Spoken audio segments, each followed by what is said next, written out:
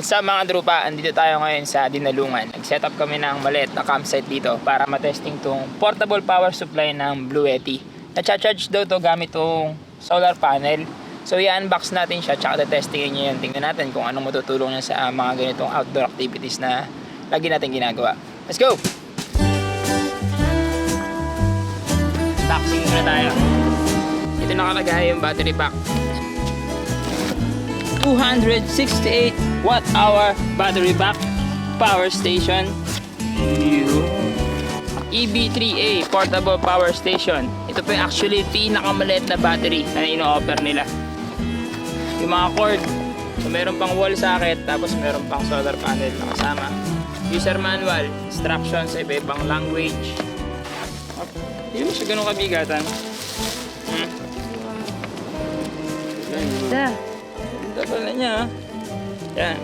First look niya, ito yung tsura. Oh. Yan. EB3A car lighter socket. Tapos meron dyan mga 12 volts. Yan yung switch. Yun, sumindi na pala. Uy!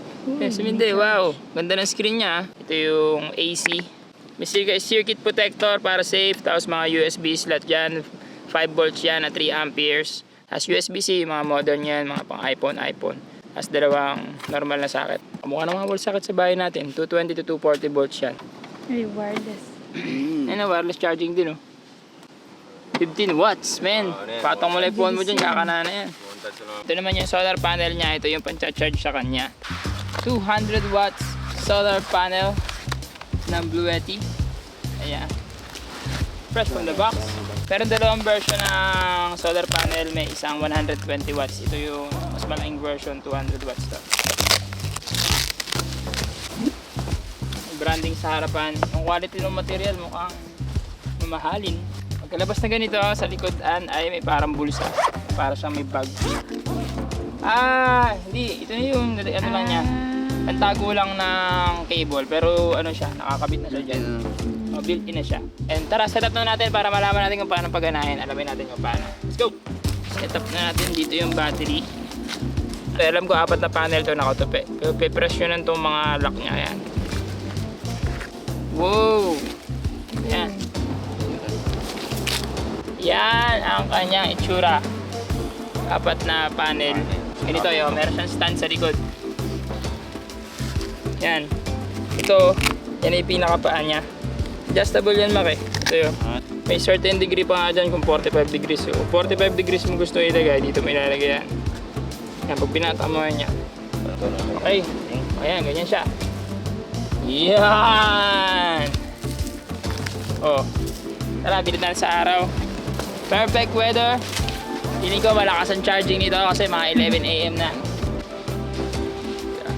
Tapat na ang pada natin.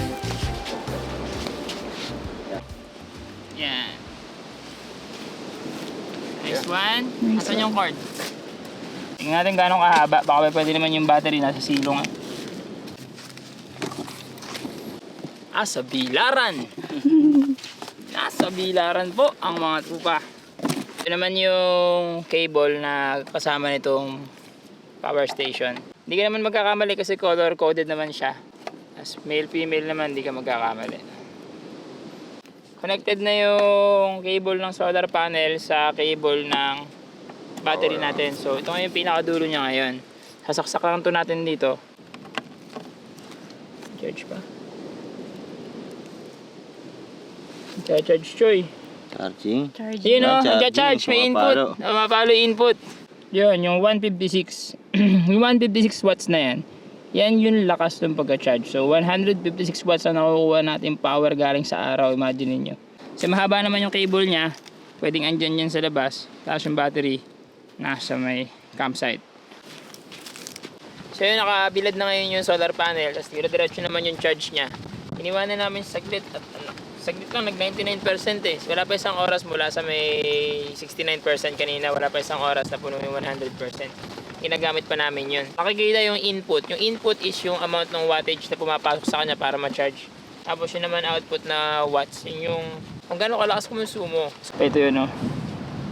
Yan siya. Dito nyo makikita yung activity ng battery pack nyo. So makikita nyo yung solar charging kung nagsa-charge o hindi. May 75% pa yung power bank natin. Ito yung activity niya.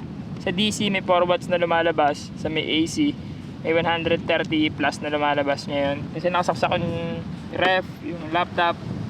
Tapos meron 27 watts na charging galing dyan sa sobrang walang araw pa yan pero mayroon 28 watts. Hanggang 200 watts yung kayang i-provide nyan pagka maximum peak nung araw. Kanina, natap score namin sa solar charging is 150 plus naman umabot kanina. Ngayon, medyo mahina, tsaka parang mapaulan na nga eh. So, pinakita ko lang sa inyo itong app na pwede nyo monitor kahit malayo kayo.